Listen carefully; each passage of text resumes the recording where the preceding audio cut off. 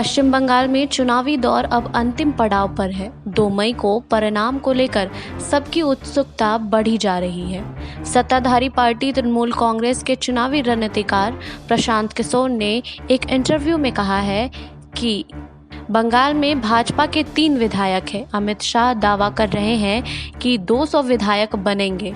वे हमें डराना चाहते हैं। उन्होंने कहा है कि टीएमसी का नारा खेला होबे और बंगाल निजेर मेकई चाय बंगाल में बीजेपी को रोकने के लिए अच्छी तरह सोची समझी रणनीति का हिस्सा है। उन्होंने इस नारे के पीछे के तर्क को बताया और यह भी बताया है कि यह क्यों ज़रूरी है। उन्होंने बताया है कि बंगाल में हमने क्यों कहा कि खेला होबे, लोग इसे समझते हैं। प्रशांत किशोर ने कहा है कि बीजेपी इलेक्शन में आने से पहले एक मनोवैज्ञानिक दहशत पैदा कर रही है। बीजेपी को छोड़ किसी के लिए कोई अवसर नहीं है। बंगाल में बीजेपी 3 विधायकों वाली पार्टी है। अमित शाह आते ही और दावा करते हैं कि हम 200 विधायक बनाएंगे।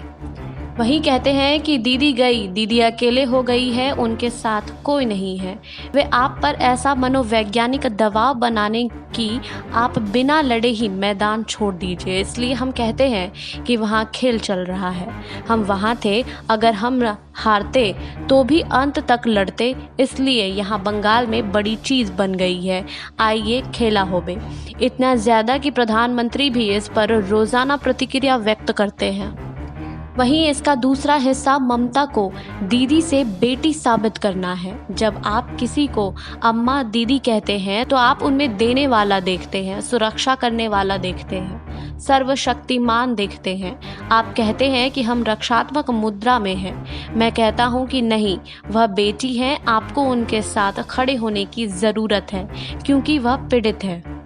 इसलिए नारे बंगाल निजेर मेकई चाय, हम इसे नहीं कहते हैं बंगाल निजेर दीदी कोई चाय।